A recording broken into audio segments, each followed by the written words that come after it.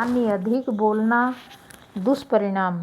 एक राजा बहुत अधिक बोलता था। उसका मंत्री विद्वान और हित चिंतक था, इसलिए सोचता रहता था कि राजा को कैसे इस दोष से मुक्त करूं और वह ज्ञान दूं जो कि मनुष्य के हृदय में बहुत गहराई से उतरकर उसके स्वभाव का अंग बन जाता है।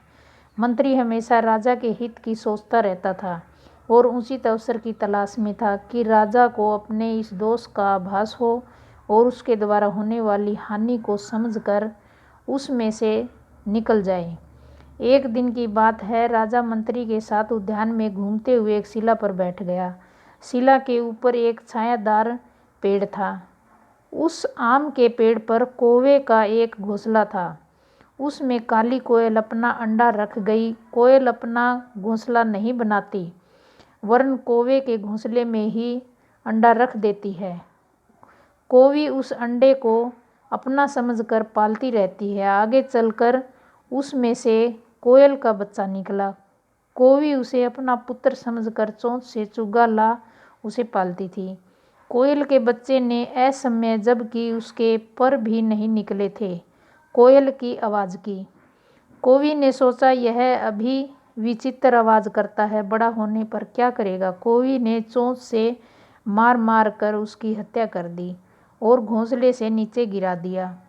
जहाँ राजा बैठा था, वह बच्चा वहीं उसके पैरों में गिर गया। राजा ने मंत्री से पूछा, मित्र, यह क्या है। मंत्री को राजा की भूल बताने का यह अवसर मिल गया। इसी अवसर का फायदा उठाकर मंत्री ने कहा, महाराज, अति बोलना, बहुत बोलने वालों की यही हालत होती है। पूछने पर मंत्री ने पूरी बात राजा को समझाकर बताई कि कैसे यह बच्चा असमय आवाज़ करने से नीचे गिरा और मृत्यु को प्राप्त हुआ। यदि यह चुप रहता तो यथा समय घोंसले से उड़ जाता। इतना कहकर मंत्री ने राजा को मौका देकर उसकी वाचालता दूर करने के लिए यह प्रत्यक्ष उदाहरण बताकर नीति बताई। चाहे मनुष्य हो चाहे पशु पक्षी, असमय अधिक बोलने से इसी तरह दुख भोगते हैं। उसने वाणी के अन्य दोष और उसके दुष्परिणाम राजा को बताए।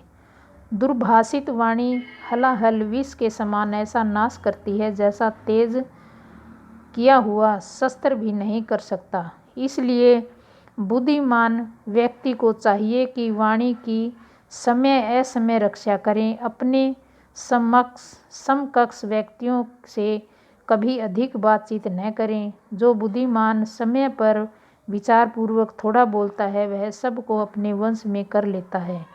बुद्धिमान और प्रज्ञावान मंत्री की बात सुनकर राजा अति वाचालता के दोष को दूर कर मितभाषी हो गया और सुखपूर्वक राज्य करने लगा।